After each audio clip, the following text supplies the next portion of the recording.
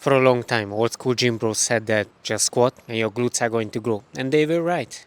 But then the almighty hip thrust came along and it dethroned one of the big three. But then stretch mediated hypertrophy came to the spotlight, and since the glutes are benefiting from being trained at the stretch position, everybody said that squats are shit and just do squats for your glutes. However, a new study came from Bret, Mike, Menno, and Daniel, and now we can finally put squats where they belong, to the bin. Not so quickly. So this is what happened. Newbies, 18 for the squats, so it's 13 women, 5 men, and 16 for the hip thrust, so it's 6 men, and then 10 women. And for 9 weeks, one group only did squats and the other only did hip thrust.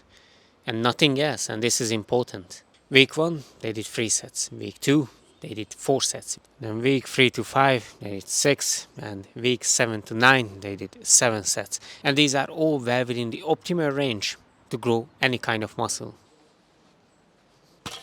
And for the results, oh boy, you want to sit down, because the glute max grew similarly in both groups. But in the hip thrust, it grew a little bit more. Quads grew way more in the squats. And the hamstring stayed inverted in both. Oh, but the squats and leg press, the hamstring is stabilizing the muscle there and it's really important for growth. Yeah, no. The doctors, again, favor the squat. The glutes, medius, minimus, these are the smaller muscles underneath the glute max. They grew close to nothing again. And for specific strength, squatters were better for squats and hip thrusters were better at hip thrust. That sounds pretty obvious. And for non-specific strength, it was similar.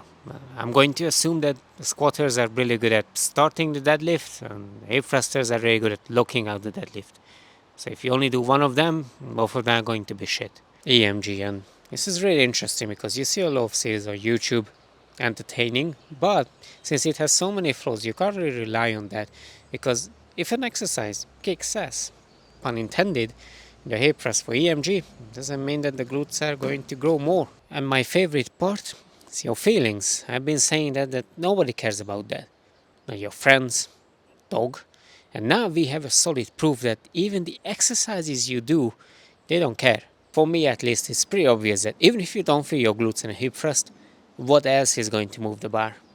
But it's not going to be your traps, it is only going to be your glutes, given that your form is on point. But what is the conclusion? And this is my favorite part, because the squatters will say that, I told you, right? Squat is the best and just do that for your glutes. But if you stop for a second and think, you will quickly see that the hip thrust mop the floor with the squat. Glutes benefit from stretch-mediated hypertrophy. That means that if you train it at the lengthened position, they are going to grow extra. It's an X percentage. I don't know how much is that. 20%. Let's say that. So this means that it favors the squat. And they were also newbies. That means that newbies are growing crazy well from passive tension. And that also favors the squat. So basically, everything was favoring the squats. And they lost. And this is why it is huge. But why is this good news? Honestly, I don't like squatting, because my structure and my anatomy is not fit for it.